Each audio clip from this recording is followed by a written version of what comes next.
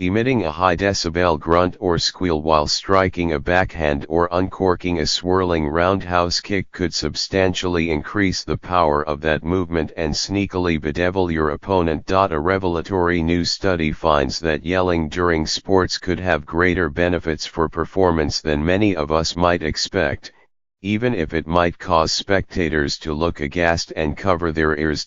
Grunting during physical activities that demand sudden sharp bursts of power, such as weight training, is common and probably has been used since our prehistoric ancestors heft stones or heaved projectiles. Tennis players are particularly famous for grunting. Their shouts with each serve and stroke can be so loud that some players, including Martina Navratilova, have declared that the noise is a form of cheating, meant to confound the other player and not to increase the power of a stroke. But there has been limited past scientific scrutiny of the impacts of grunting. A 2014 study of college tennis players determined that grunting could indeed increase the power of players' ground strokes and serves.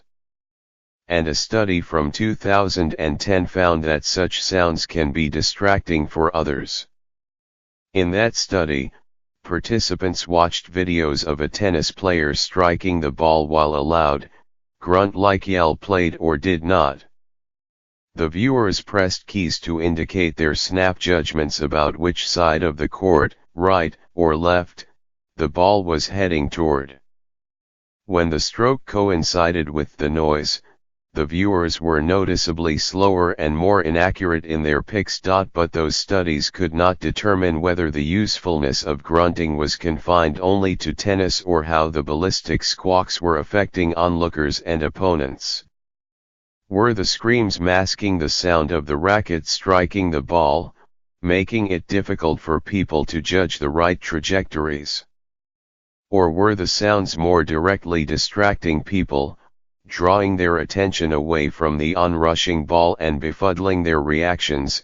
To learn more, some of the same scientists decided, for the new experiment, which was published last month in PLOS One, to look closely at mixed martial arts and grunting. They chose that sport for several reasons, the first being that, like tennis, it demands sudden, explosive movements, meaning punches and kicks, to which grunting conceivably could add power. Perhaps even more important, martial arts moves do not involve inherent noise, unlike the ping of a tennis racket meeting a ball.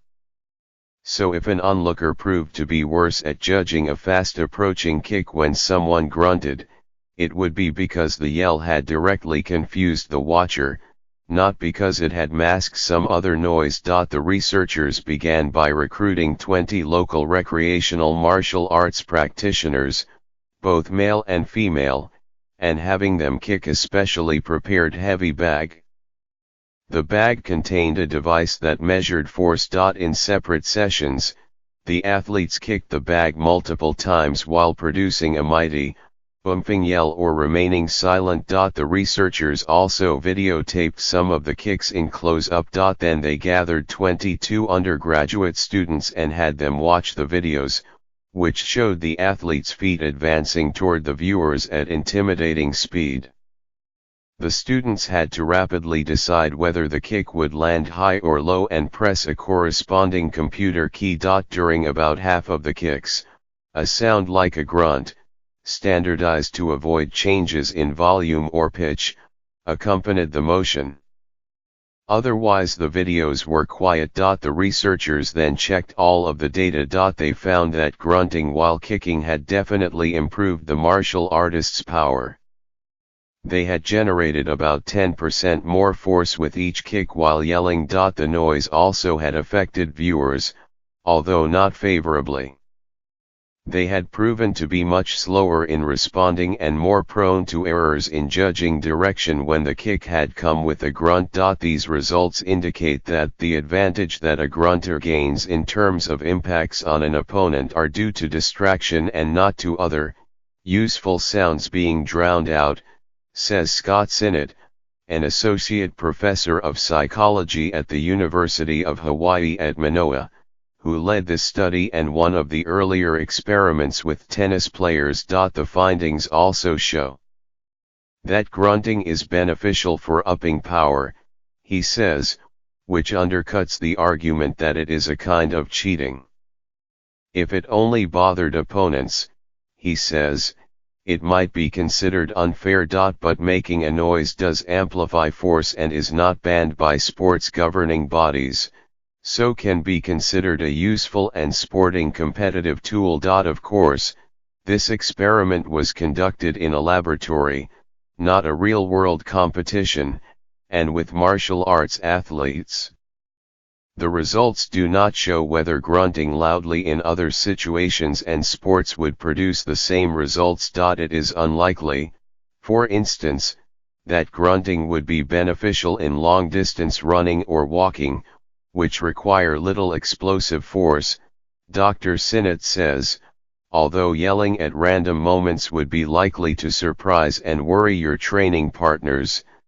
This study also cannot tell us whether consciously deciding to scream during sports would be beneficial, if noise is not natural to you. You might wind up distracting yourself with your grunts and playing worse, Dr. Sinnott says.